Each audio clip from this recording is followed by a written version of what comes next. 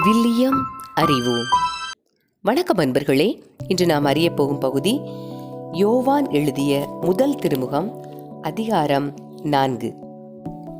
அன்பார்ந்தவர்களே, தூய ஆவியின் தூண்டுதல் தமக்கு இருப்பதாக சொல்லிக் கொள்ளும் எல்லாரையுமே நம்பிவிடாதீர்கள். அந்த தூண்டுதல் கடவுளிடமிருந்து வருகிறதா என சோதித்து அறியுங்கள்.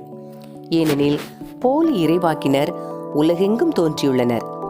இயேசு கிறிஸ்து மனிதராக வந்தவர் எனும் உண்மையை ஏற்றுக்கொள்ளும் தூண்டுதல் அனைத்தும் கடவுளிடமிருந்து வருவது. இவ்வாறு கடவுளிடமிருந்து வரும் தூண்டுதல் எது என அறிந்து கொள்ளுங்கள். இயேசுவை ஏற்று அறிக்கையிட மறுக்கும் தூண்டுதல் எதுவும் கடவுளிடமிருந்து வருவதல்ல. இதுவே எதிர் கிறிஸ்துவிடமிருந்து வரும் தூண்டுதல். இந்த எதிர் கிறிஸ்து வருவதாக நீங்கள் கேள்விப்பட்டிருக்கிறீர்களே. இப்போதே அவன் உலகில் இருக்கிறான். பிள்ளைகளே, நீங்கள் கடவுளை சார்ந்தவர்கள்.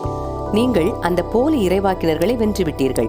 உங்களுள் இருப்பவர் உலகில் இருக்கும் அந்த எதிர் கிறிஸ்துவை விட பெரியவர். அவர்கள் உலகை சார்ந்தவர்கள், எனவேதான் உலகு சார்ந்தவற்றையே பேசுகிறார்கள். உலகமும் அவர்களுக்கு செவி சாய்க்கிறது. ஆனால் நாம் கடவுளை சார்ந்தவர்கள். கடவுளை அறிந்து கொண்டோர் நமக்கு செவி சாய்க்கின்றனர். கடவுளை சாராதோர் நமக்கு செவி சாய்ப்பதில்லை. இதிலிருந்து உண்மையான தூண்டுதல் எது, பொய்யான தூண்டுதல் எது என்பதை நாம் அறிந்து கொள்ளலாம். அன்பார்ந்தவர்களே, ஒருவர் மற்றவரிடம் அன்பு செலுத்துவோமாக. ஏனெனில் அன்பு கடவுளிடமிருந்து வருகிறது. அன்பு செலுத்தும் அனைவரும் கடவுளிடமிருந்து பிறந்தவர்கள். அவர்கள் கடவுளை அறிந்துள்ளார்கள். அன்பில்லாதோர் கடவுளை அறிந்து கொள்ளவில்லை. ஏனெனில் கடவுள் அன்பாயிருக்கிறார். நாம் வாழ்வு பெறும் பொருட்டு கடவுள் தம் ஒரே மகனை உலகிற்கு அனுப்பினார். இதனால் கடவுள் நம்மீது வைத்த அன்பு வெளிப்பட்டது.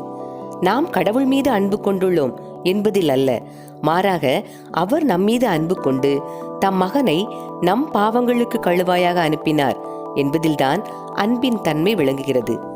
அன்பார்ந்தவர்களே, கடவுள் இவ்வாறு நம்மீது அன்பு கொண்டார் என்றால் நாமும் ஒருவர் மற்றவர் மீது அன்பு கொள்ள கடமைப்பட்டிருக்கிறோம். கடவுளை எவரும் என்றுமே கண்டதில்லை.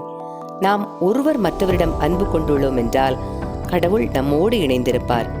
அவரது அன்பு நம்மிடம் நிறைவு பெறும்.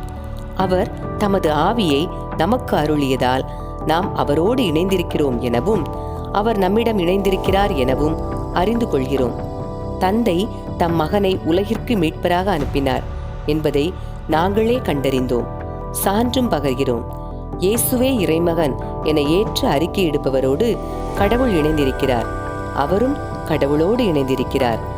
கடவுள் நம்மிடம் கொண்டுள்ள அன்பை அறிந்துள்ளோம், அதை நம்புகிறோம். கடவுள் அன்பாயிருக்கிறார். அன்பில் நிலைத்திருக்கிறவர் கடவுளோடு இணைந்திருக்கிறார். கடவுளும் அவரோடு இணைந்திருக்கிறார். கடவுள் இருப்பது போல் நாமும் இவ்வுலகில் இருக்கிறோம்.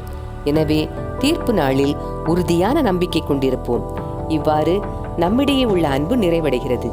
அன்பில் அச்சத்திற்கு இடமில்லை. மாறாக நிறை அன்பு அச்சத்தை அகற்றிவிடும். ஏனெனில் அச்சத்தில் தண்டனை உணர்வு அடங்கியுள்ளது. அச்சம் கொண்டுள்ளவரிடம் அன்பு முழு நிறைவு அடையாது. அவரே முதலில் நம்மிடம் அன்பு செலுத்தியதால் நாமும் அன்பு செலுத்துகிறோம். கடவுளிடம் அன்பு செலுத்துவதாக சொல்லிக்கொண்டு தம் சகோதர சகோதரிகளை வெறுப்போர் பொய்யர்.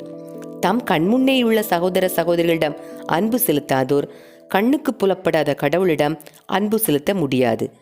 கடவுளிடம் அன்பு செலுத்துவோர் தம் சகோதர சகோதரிகளிடமும் அன்பு செலுத்த வேண்டும். இதுவே அவரிடமிருந்து நாம் பெற்ற கட்டளை. அன்பர்களே, இறை வார்த்தையோடு பயணித்தோம். இறைவனோடு நம் பயணத்தை தொடர்வோம்.